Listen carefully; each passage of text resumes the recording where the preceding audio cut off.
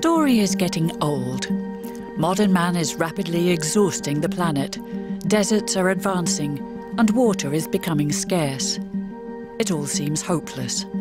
And every 12 years, the world population increases by 1 billion people. Looking down on Earth from space, the scale of the destruction is astonishing. But one man has discovered how to make our deserts green and our planet healthy again. We are following cameraman and ecologist John D. Liu, who sort of happened upon the solution and has spread the word ever since. This is what you can expect. It's possible to rehabilitate large-scale damaged ecosystems. So if we can rehabilitate large-scale damaged ecosystems, why don't we do that? The world gets more and more complicated all the time, but the solution to fix the major problems of the world's ecosystems remains reasonably simple. You are watching Backlight. Welcome to your green future.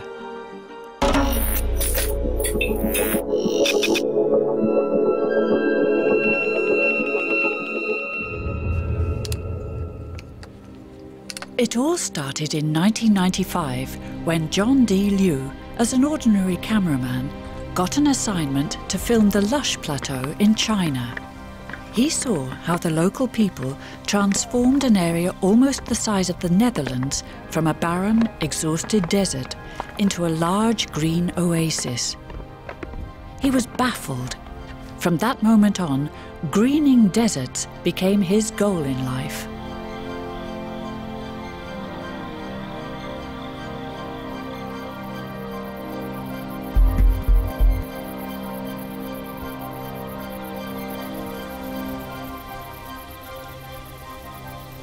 The more I learn about it, the more I become interested in how this might relate to other parts of the world.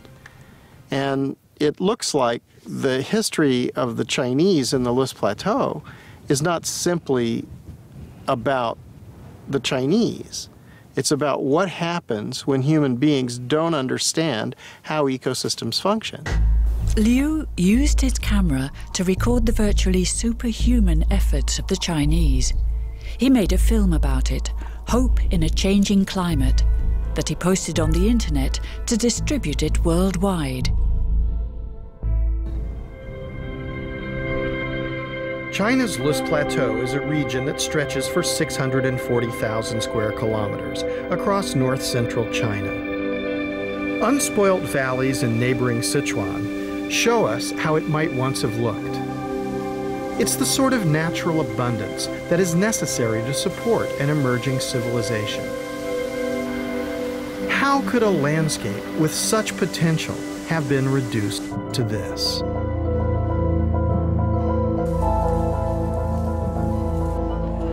When Chinese scientists and civil engineers began to survey the area, they realized that several thousand years of agricultural exploitation had denuded the hills and valleys of vegetation.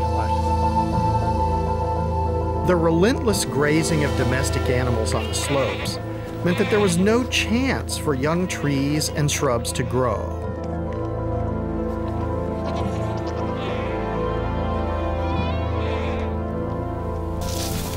The rainfall no longer seeped into the earth, but simply washed down the hillsides, taking the soil with it. Over millennia, this progressively destroyed the region's fertility.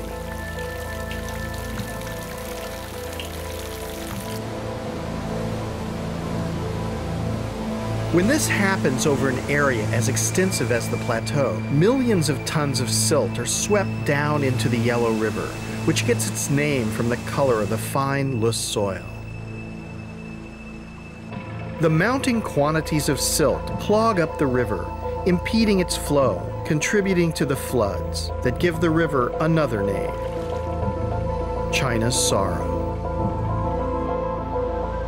In some areas, creating floating mud mattresses that attract passing tourists.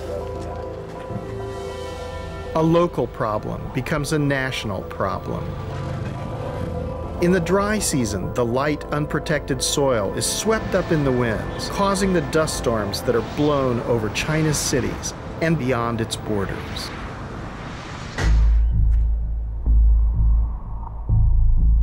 The Chinese have meanwhile solved the problem. The way they have has become John D. Liu's mission. The first and probably one of the most impressive of those findings from the List Plateau is it's possible to rehabilitate large-scale damaged ecosystems.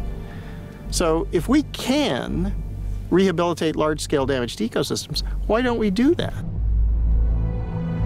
Ever since, Liu has been invited all over the world to assist government leaders, policymakers, and villagers with his knowledge and experience. We follow him in Jordan, where the desert is advancing and water is becoming increasingly scarce. He is here at the invitation of the Jordanian royal family. Princess Basma bint Ali wants to stop the desertification of Jordan and has found an ally in Liu. Welcome to the Botanic Garden. Thanks very much. I'm glad you were able to make it today. We'd like to look around and learn as much as we can about the Botanic Garden, and also to learn how the concept of this fits into a larger thought about restoration for the whole country. I mean, he is, as someone that is well known, I'm very impressed by the work that he's done and the amount of influence he's been able to have on governments, for example, Rwanda, and that's something we can learn from and benefit from. And if we can do just 1% of what he's done there, here, that would be amazing. And I keep on saying natives, natives, natives, because they're the ones who are well adapted to our area with the encroaching climate change and desertification. We really need to rely on our native plants. As you can see now, we're not a classical botanic garden of the colonial era or relics of the colonial era, but we're trying to teach everyone, regardless if they're in Jordan or otherwise, that you can very easily restore an area which was degraded.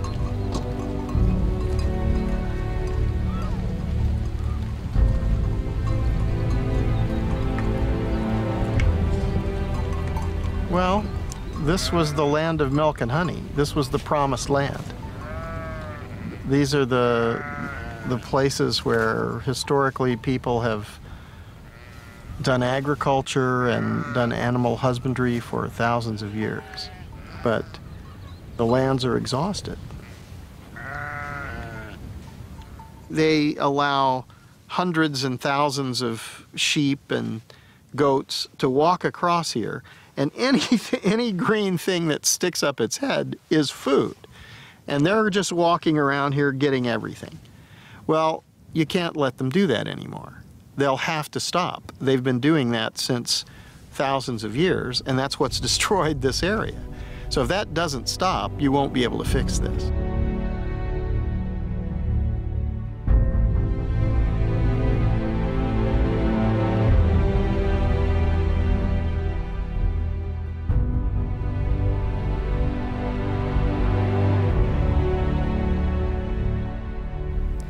The way we've done it is we excluded grazing for the first 3 years, and that worked out very well. And in that 3 years, this is when we discovered the species that came up on its own, which were thought to be extinct and was last recorded in the 1800s. It just came up on its own. So we allowed the land to breathe, to take a breath, and to see what's going on. We didn't interfere, we didn't do any planting at the time, just to see how it reacts, and that gave us a lot of feedback of how we can deal with or how to rehabilitate areas.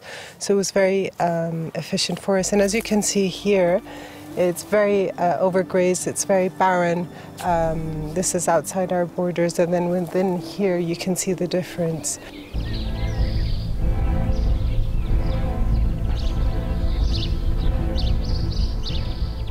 Just by making a fence around this place, you'll get back grasses. That's what's so extraordinary. Now, when you get back grasses, that means each year, first of all, you have perennial root systems, and they'll spread out And you'll have microbial communities living and growing in this microclimate that's created. So then you won't have direct sunlight hitting. You won't have UV radiation irradiating and sterilizing this microbiologic habitat. So everything will change. Then you're in an accumulative situation. Now you're in a disaccumulative situation where there's always less vegetation, always less organic matter, always less biodiversity. That's exactly wrong. We need to shift that to always more organic matter, always more biomass, always more biodiversity. I cannot stand and watch our land be degraded and ignorant people abusing it. It's my duty to take a stand to make things better. And I've carved out my world in the environment. Other members of the families have taken on various different topics, but this is my little niche.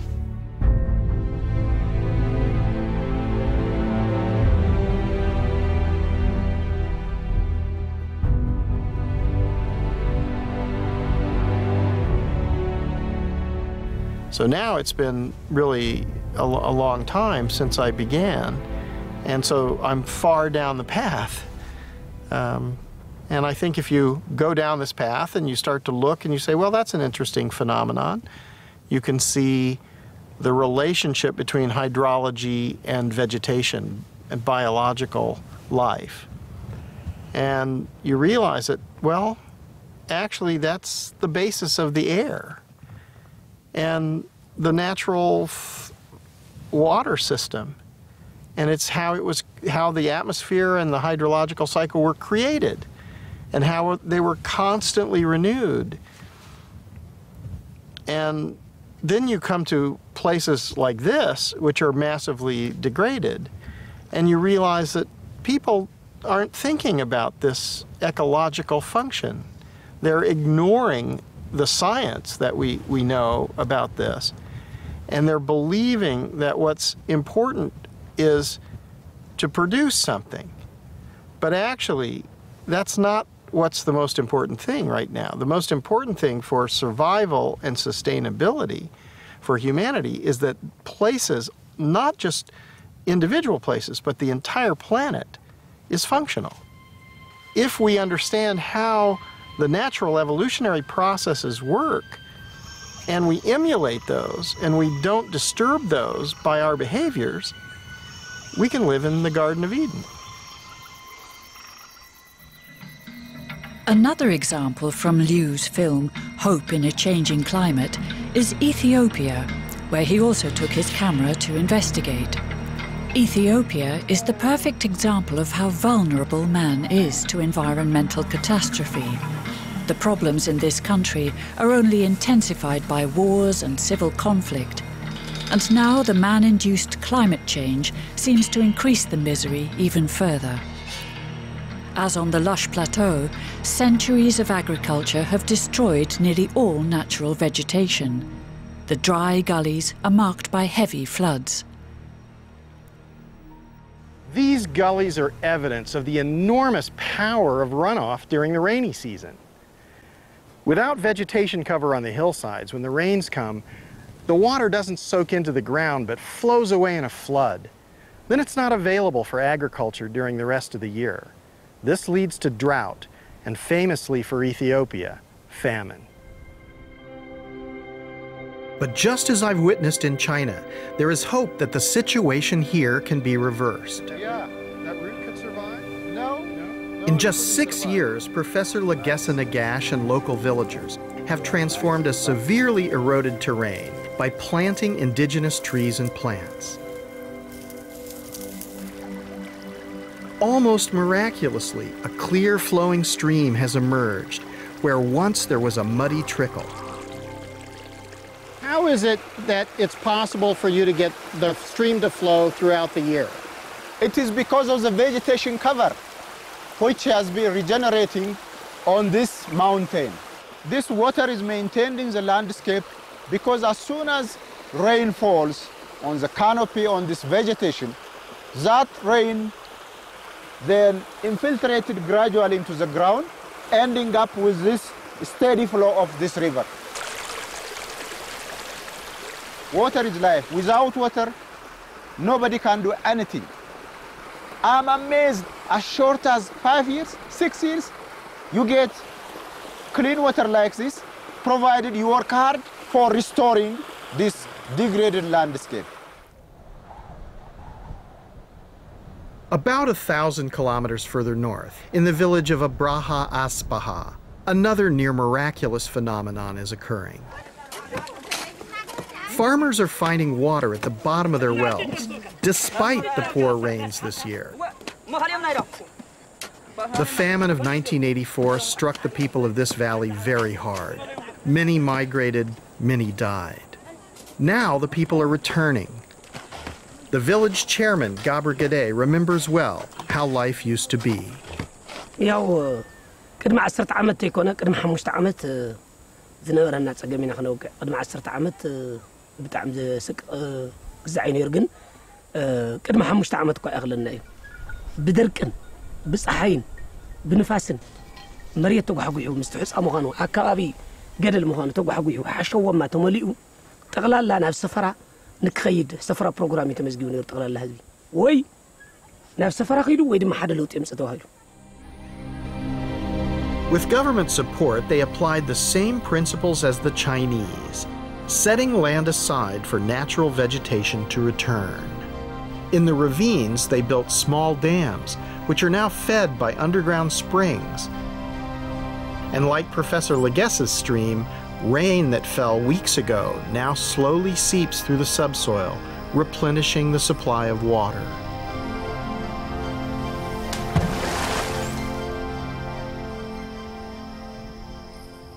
رابعي بوتو تشراشور نبرة ما يدخوين كاب فكرة مريت تقيري همشي تقلال لازم نبرة تفطرون هاي كدم زنبرة ودي زنبرة تفطرون كل عوولي سراو دعرو أو حيز تفعلالي تو ودي زنبرة لا بنبرة تمليسي لا بنور أرجو جو سكاب نور اللي على خوينه وزي مسرقة بدل ما من نور غيروا لا يبحث النور راقيتو دوك يمر الله سلام يلو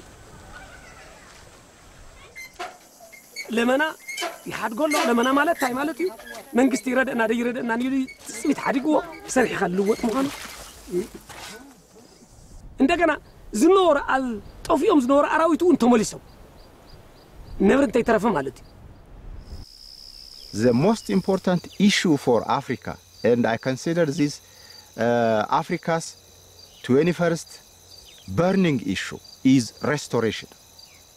No matter what we do, we might be good at rocket science, I mean, if we are nuclear science, but the environment, restoring this huge, vast landscape, you know, degraded landscape, is critical for Africa, but also for the entire region. Consider Egypt. Look at the Sudan, where 86% of the Nile flows to these countries. How can we support life in Egypt without restoring Ethiopia's mountains? So this is regional, national, and international. Liu's typical working method is to share all his footage and documents with those asking for his advice. In this case, the staff of the Jordanian princess. Well, it's videos, but it's also a lot of documents. There's studies on hydrology and studies on the relationship between soil organic matter and moisture, and you know, the type of strategy documents that governments need to see what they're going to do. So they have to have a strategy that everyone can see. With the Jordanians, he shares the documents on Rwanda, one of Liu's success stories. His proposals there were welcomed by the Paul Kagame administration and yielded stunning results, as we can also see in Liu's film. We had to take a careful look at what had actually been happening that damaged this system, and therefore had to reverse that again with the human action. And this is why it is important to look at how human actions can destroy or can reverse what has been destroyed or even protect our environment. This tiny country is grappling with the problem of a growing population, trying to eke out a living on a finite amount of land.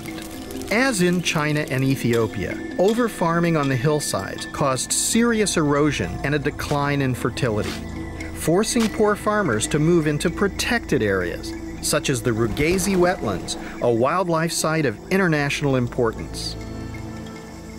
When farmers drained this marsh to try to grow more food, they not only damaged an important wetland ecosystem, they also had a significant impact 3 hours' drive away in Kigali, the capital city. The water that pours from the marshlands is a vital source of hydropower for Rwanda's capital. As the wetlands began to dry out, power stations below couldn't generate enough electricity. The Rwandan government rented diesel power generators to make up the shortfall. So government policymakers focused on how to restore the Rugazi wetlands. If people were the problem, they could also be the solution. The government decided to help the farmers leave the wetlands and to restore the degraded slopes above them, improving their croplands and encouraging trees and shrubs to grow back, capturing the rain. The wetlands are now recovering. Great volumes of water once again cascade down to power the hydro stations. Carbon-free electricity is replacing the diesel generators. Electricity prices have stabilized. Restoring and preserving natural ecosystems like the Rugazi wetlands benefits everyone.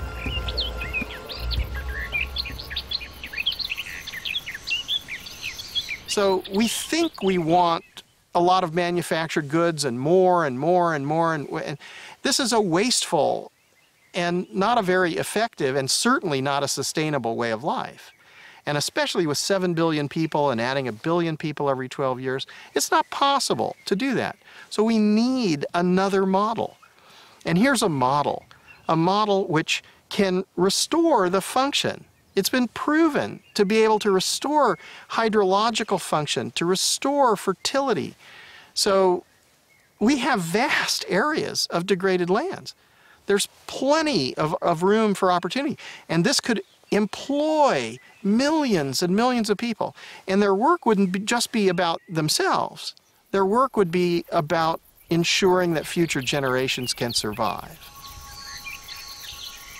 What the Rwandans recognized is that the marshlands are far more valuable as a natural system providing water for energy than as farmland. This principle is the same for the remaining hillsides and ravines. What we're seeing here is very interesting because it's a line between human activity and natural systems. And in the human activity, we've been able to value the productivity from agriculture and give it a monetary value. But in the natural systems, we haven't been able to value the trees, the biodiversity, the water that's absorbed into the biomass and into the soils. And there's another vital service that trees and plants provide: photosynthesis. Vegetation reduces the greenhouse effect by taking carbon dioxide out of the atmosphere. Climate change is better withstood with trees. You know, humans, no matter how intelligent we are, no matter how capable we are with all our technologies, we are helpless in the face of climate change. We have not yet properly understood the miracles performed by trees.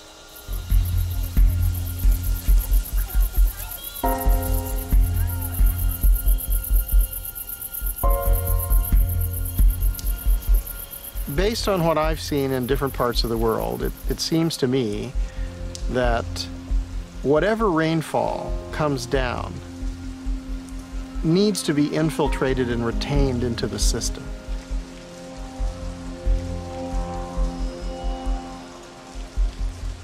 If it's lost through runoff or through excessive evaporation rates, then it's going to gradually degrade the system. And if this goes on for hundreds and thousands of years, the ultimate outcome is collapse. Petra in Jordan is one of the 7 wonders of the world. Almost all of the buildings that were once there are now ruins, and the landscape has turned into a desert. Millenniums ago, the builders of Petra used their knowledge of water management to create an oasis, and hence the conditions for Petra's prosperity and growth in those days. This would have been a busy street once. Yeah. Actually full of commerce. Here we are in a situation where the heritage of all that is an attraction and curiosity for people to come and visit. This is where Liu first met the Australian Jeff Lawton. Lawton specialises in rebuilding functional ecosystems from the ground up. Liu immediately recognised his soulmate in him. We're in you'd say, a quite severely degraded landscape. Do you think that over historical time or somewhere back in the past, this had a different look? Oh, most definitely. I think you're looking at a landscape that's more or less bald. It's eroded down almost to the bones of the geology. And this was a landscape full of life, and even top predators. There are still leopards here now in some of these valleys, remnants of top predator habitat that had a whole ecological range of diversity and abundance. So in fact, we're in the land of milk and honey. Potentially we are. That's right, but it doesn't look like it. So what do you think is the potential for areas like this? Oh, there's absolute potential for an abundance, an absolute abundance of life, of water flow, of climate moderation. So you'll get microclimate and regional climate moderation, completely different hydrology. And the interesting thing there is that then you get the potential for well-designed productivity, leading to permanence in human culture.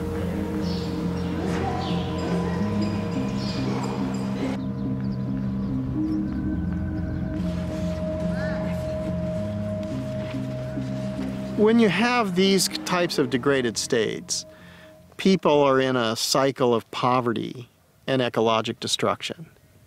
And they just continue to be poor, and they pass this poverty from one generation to the next generation. Now, when you get on a process of restoration, you can see that the next generations will have much better lives. So they'll be able to participate in a much richer social life. They'll have different cultural changes. They'll have increased wealth. They'll have better diet and health care and educational opportunities. Everything will be different. In the vast, lush plateau, Liu had already seen how much persuasion it took. There, they had to make 2.5 million people understand that it would be best for now to keep their cattle indoors and not to make optimum use of their land, to give nature some space. But how do you tell that to the locals who depend on the cattle and the produce of the land? What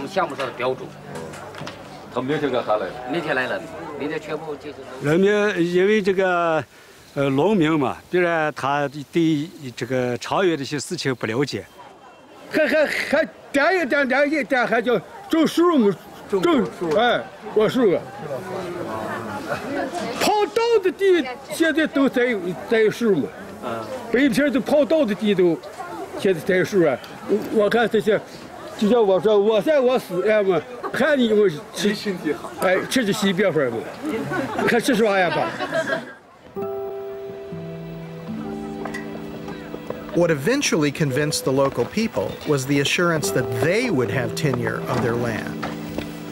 that they would directly benefit from the effort they invested in the new project. 我们的这个做法就是，这个规划就是山上戴帽子，山腰就戴着，沟底穿靴子。山上戴帽子就是山上全部都种草。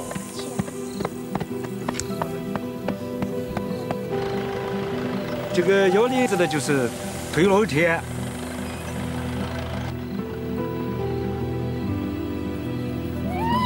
沟底穿靴子就是打坝。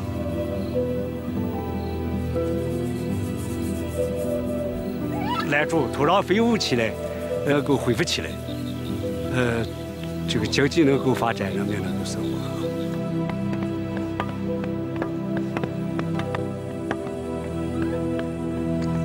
Hills and gullies were designated as ecological zones to be protected. Farmers were given financial compensation for not farming on them and keeping their livestock penned up.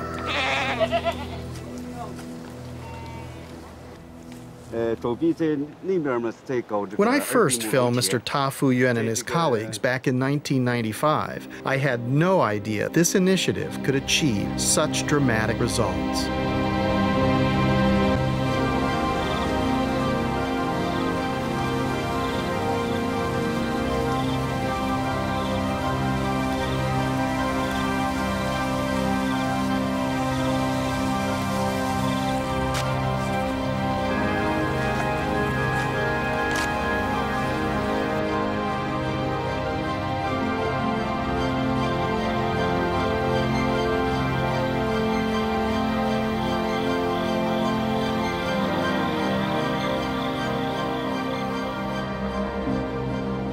عشان تقصوا هاي من فوق تجنبوها وتحطوها حوالين الشجرات.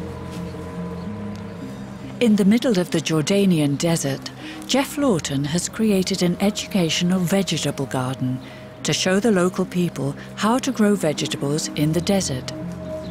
The food here is very expensive and they can't grow much and they are home garden and the kids go back to their parents and we have a ton of food. Like, how you do that? Like, what's the secret on this? How long does it take to bring back a system to some sort of functionality? I think we're finding surprisingly quick if we apply the best design we can and go straight into earthworks and water harvesting and mass species plan out. Within 3 years, you're starting to see dramatic effects, recharging of the water cycles, rehydration, diversity starts to increase on its own, all kinds of optimistic things happen. And when we're talking Jordan, this is the Middle East. Jericho's just here, 10,000 years of permanent occupation. You can't really have a test case anywhere with a longer human effect on the landscape, let's say. Lawton operates demonstration projects all over the world to show his students how to build up an ecosystem step by step into a self-sufficient system.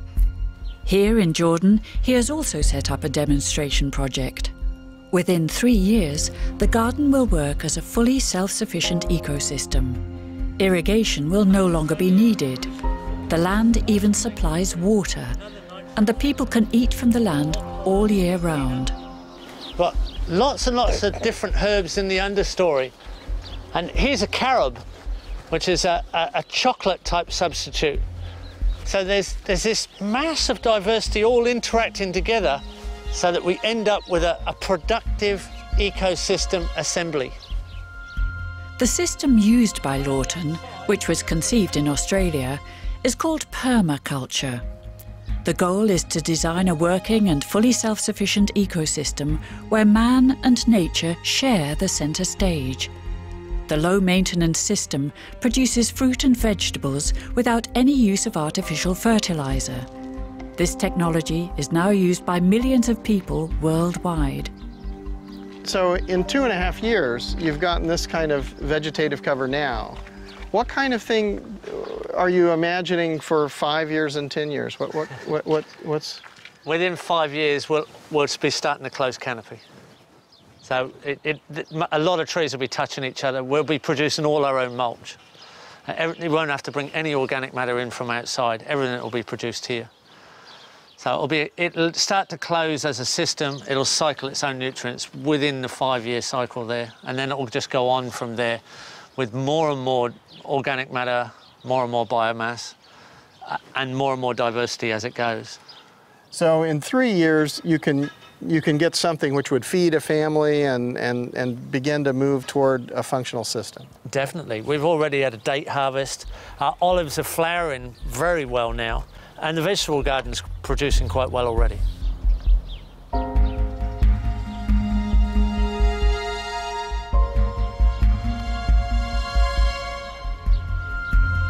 And they're all bush tomatoes here.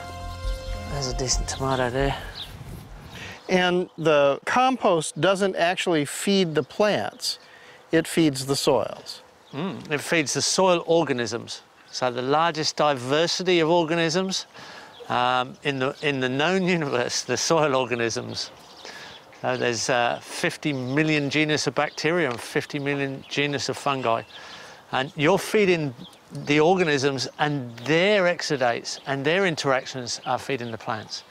That's how it works with natural systems, and that's how it works with organics.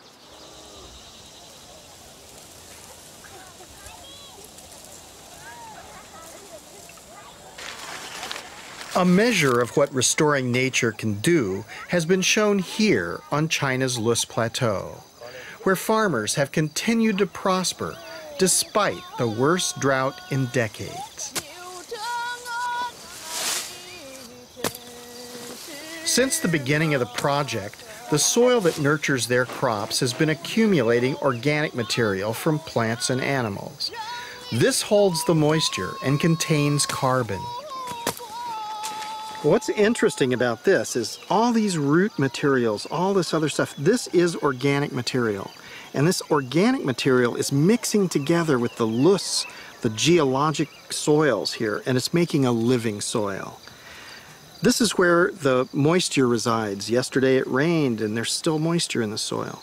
This is where the nutrients are recycled so that each generation of life emerges here. And this is where the carbon is. What's interesting about this, they made this field. This is new. So they're helping to sequester carbon. Living soils like this retain on average 3 times more carbon than the foliage above the ground. If we were to restore the vast areas of the planet where we humans have degraded the soils, just think what an impact we would have in taking carbon out of the atmosphere. As much as 1/4 of the world's land mass has been degraded, and much could be rehabilitated in the way we have seen on the Lus Plateau. And we've only just begun to recognize the real value of natural capital. Surely investing in the recovery of damaged environments is a cost-effective way of solving many of the problems we face today. The source of wealth is the functional ecosystems. The products and services that we derive from those are derivatives. It's impossible for the derivatives to be more valuable than the source. And yet, in our economy now, as it stands, the products and services have monetary values. But the source, the functional ecosystems, are zero. So this cannot be true. It's false. So we've created a global institution of economic institutions, an economic theory, based on a flaw in logic. So if we carry that flaw in logic from generation to generation, we compound the mistake. On the lush plateau, they have understood the message. The lives of 20 million people across China have been directly improved by applying the lessons of the lush plateau. The changes are not simply on the hillsides. On the plains, you can see greenhouses that are filled with vegetables. This extends the growing season. It's very high value produce. The abundance and variety of new produce can be seen in the local markets. Follow-up studies have shown that incomes have risen threefold.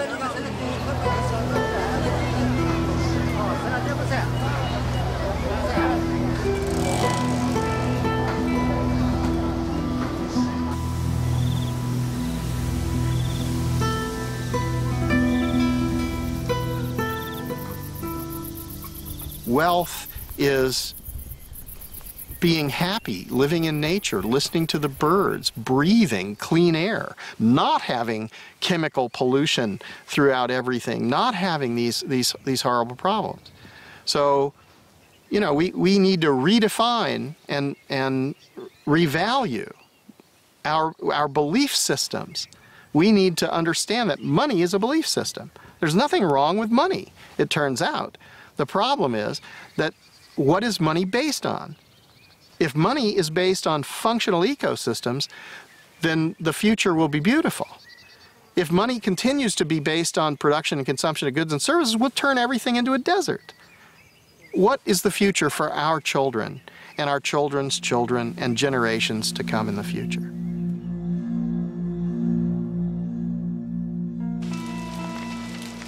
Liu also did research in Bolivia, where biomass is burnt to make room for agriculture.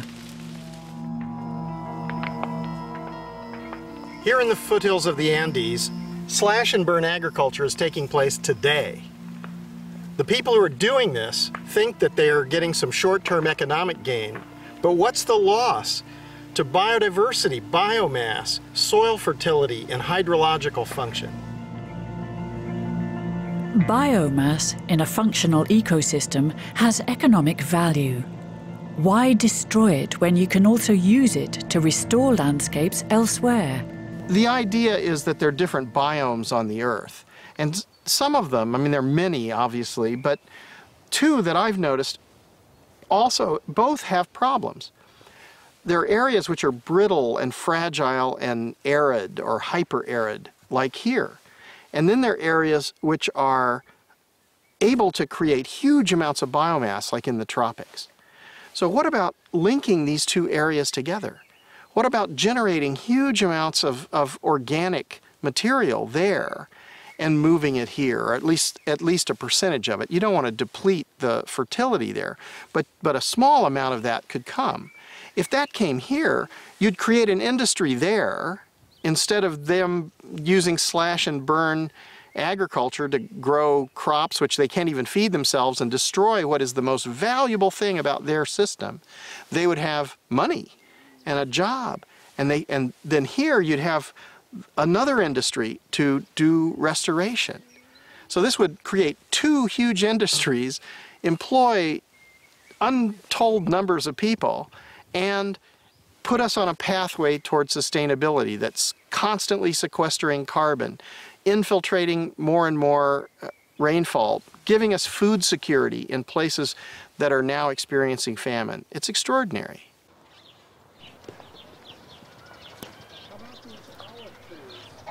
Well, you can see, considering we're in a desert, we've got kind of a lush herbaceous growth growing at this time of year. Well, I just saw off the site, there were people who were dumping crop waste somewhere else. They don't understand this principle. No, a lot of people are just think they've got to tidy up and take out all the organic matter and burn it. A lot of it is wasted and goes on to be a pollution. So we're going in a negative direction rather than coming into a positive direction. And it's really that simple. The world gets more and more complicated all the time, but the solution to fix the major problems of the world's ecosystems remains reasonably simple. And it's kind of ironic. But we have to act as a species on a planetary scale. We can't simply do this one backyard at a time, because the problems have now reached this crisis point on a planet all over the world. Yeah, not anymore. I think we've got to go on a major scale now. everybody can do their backyard as well, Yeah, but we have to change the major eroded landscapes into the functional ecosystems they should be. And then we've got the foundation to just continue. There's not too many people in the world, in my view. Most people don't realise they're acting in a very negative way in relation to the environment. We have to turn everything round into a functional relationship, and then we need all the people. We need as many people as we can get right now, and they have to go into action. We have to go into service, and that's what we're finding. People want to go into service to kind of save the world, really, to save our present existence. If we continue the way we're going, then we're going to reach a crisis point where it's impossible to feed everyone. And at that point, then all bets will be off, because you'll have millions and tens of millions and hundreds of millions, maybe billions of people who are migrating to survive. Now, if you're in the first world and you think, well, that's okay, it's not me, it's them. Well, this isn't going to save you. You can't shoot them down. There are too many. There's 7 billion people on the earth, and we're adding 1 billion people every 12 years.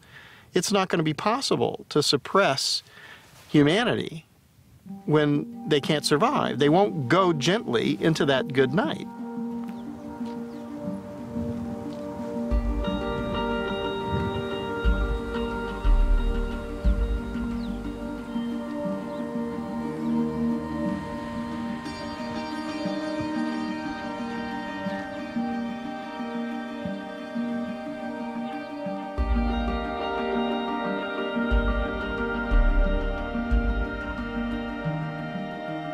Meer weten? Stel uw vragen in een live videochat met John D. Leeuw. Ga naar onze website tegenlicht.vpro.nl.